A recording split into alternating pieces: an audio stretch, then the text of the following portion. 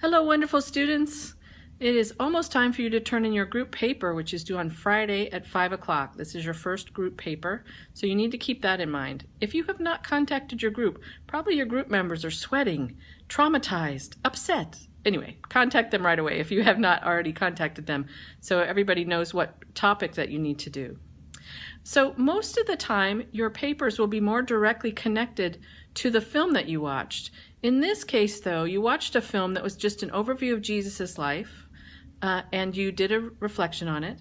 And the purpose of that was so you had some reintroduction to the end of Jesus' life. Some of you read the Gospels every day. Some of you haven't read them since you took Understanding the Bible. So I just wanted to point out that a lot of you might have needed a little review.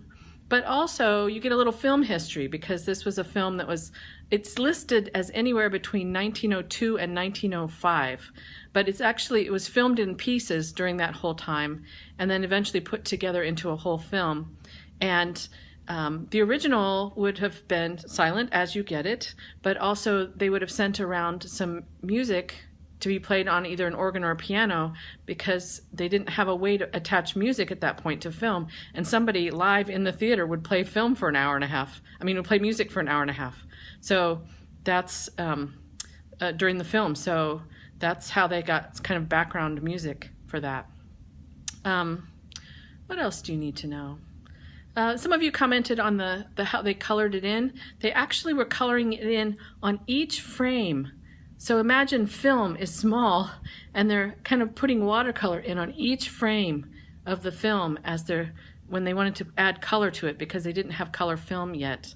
So the film comes out like little blobs of color on the frames and not very even, but that's part of the reason that happens. For next week, you'll have another film and you'll have a reflection.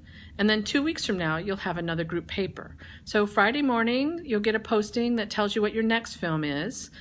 You don't need to rush and do that, but you'll watch a film. This time it's a film from the 1960s, early 1960s. So we're moving forward in time. And otherwise, I think you're all on track. I think I've gotten the responses from everybody for your first 2 reflections. So I think you're all in good shape so far. So just keep on going and be sure to be in touch with the people in your group as you move along. Oh, and it's probably a good idea to take turns doing the introduction and conclusion, at least as you've gone along. Some of you have asked about Chicago Manual of Style. You can look up Chicago Style online and find lots of information. It's also called Turabian Style. Even the Belmont Writing Center on their website tells you a little bit about it.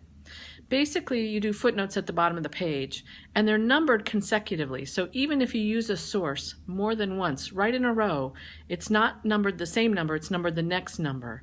So if the first 2 footnotes in the paper are from the same source, they're numbered 1, and the next one numbered 2, even though it's the same source. You can use an abbreviation if the footnotes are right next to each other.